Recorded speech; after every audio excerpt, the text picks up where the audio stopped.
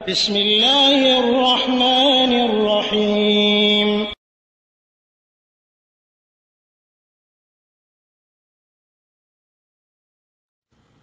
ওয়ালাইকুম আসসালাম ওয়া রাহমাতুল্লাহি ওয়া বারাকাতুহু।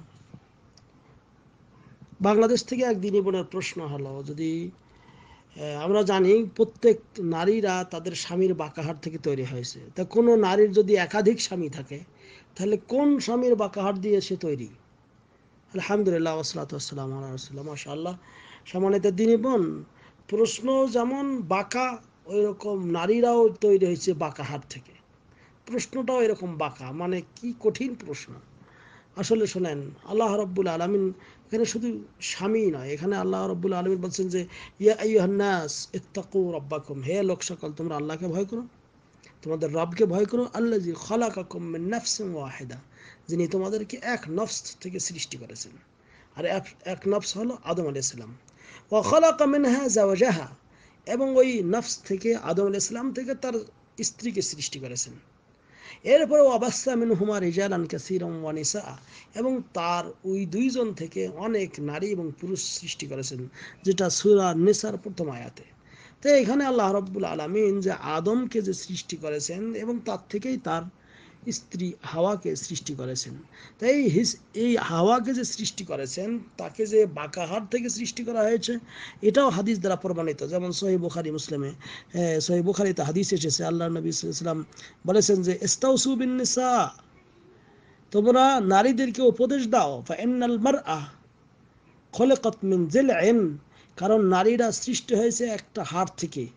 কেমন হাড়? ওয়া ইন্না আ'ওয়াজা শাইইন ফি যিলই আ'লা, আর সবচেয়ে বড় বাঁকা হাড় হলো যে বাম পাশের পাজরের ওপরে যেই হাড়টা থাকে পুরুষের, এটা হলো সবচেয়ে বাঁকা।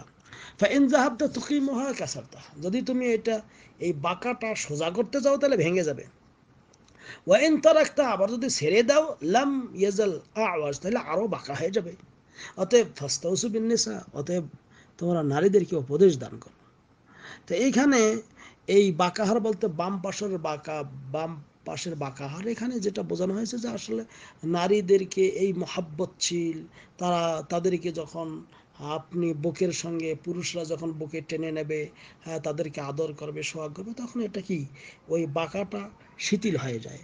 তা এখন যে সমস্ত নারীদের ৩-৪ জন কি স্বামী হয়, এই সমস্ত নারীরা আল্লাহ রাব্বুল আলামিন তাদেরকে বাঁকাহার থেকেই সৃষ্টি করেছেন, কিন্তু ওই আপনার ওই স্বামী থেকেই এটা হয়েছে এমনটি না। তবে নারী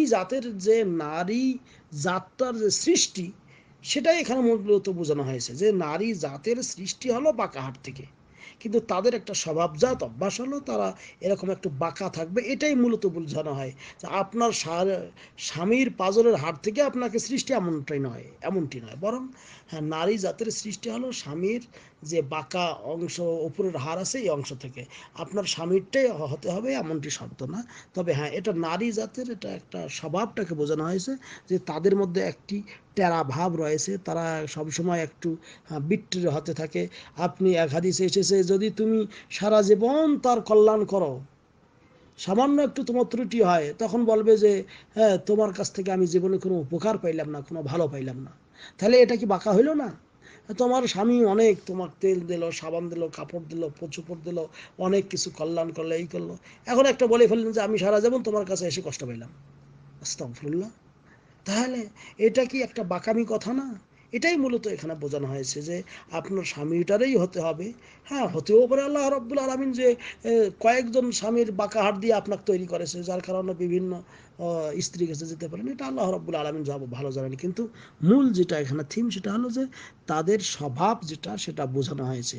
এই জন্য নবী করিম সাল্লাল্লাহু আলাইহি ওয়াসাল্লাম নারীদেরকে নসিহত করতেন এবং বলেছেন যে আমি তোমাদের বেশিরভাগ ক্ষেত্রে দেখেছি জাহান্নামী, কারণ তোমরা দুইটি কাজ করো। একটা হলো তাকফুরুনাল আশির, হ্যাঁ, ও তাকসুরুনাল লানা, তোমরা স্বামীর নাফরমানি বেশি করো, আর তোমরা বেশি বেশি করে অভিশাপ দাও, লানত বেশি দাও মানুষকে।